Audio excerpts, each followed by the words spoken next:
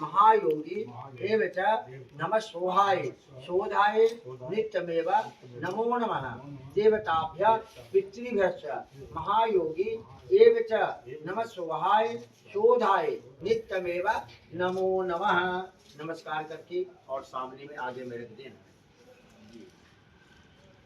अब यहाँ पे आपको सर्वप्रथम ये क्रिया जो करने के लिए बैठे हैं, और इस क्रिया से हमारे परिवार के अंदर में जो आपकी माता जी की मृत्यु हुआ है, और ये क्रिया करा देने से उनकी किस प्रकार की लाभ होता है, ये हमारे परिवार के अंदर में इसके करने के बाद क्या लाभ मिलता है, इसके बारे में समझना परम आवश्यक है।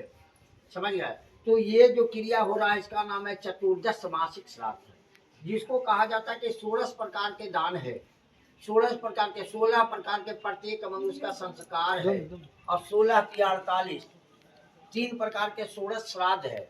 समझ गया? उत्तम षोडशी, मलिन षोडशी और मध्यम षोडशी।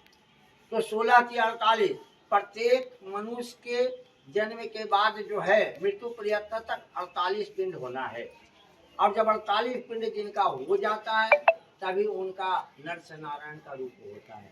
समझ गए? उनका प्रेत योनि से निकल करके पितृ बन जाते हैं। 1 वर्ष के बाद जो हम लोग वार्षिक श्राद्ध करते हैं, समझ गए? तो 1 वर्ष के बाद जो है वो विष्णु लोक को प्रवेश करता है, तो जाने में भी 1 वर्ष लगता है। आज कली काल में मनुष्य की आयु बहुत कम के कारण जो है कि हम लोग शीघ्र कर लेते हैं कि मान के 10 परिवार में हमारे विवाह इत्यादि यज्ञ अगर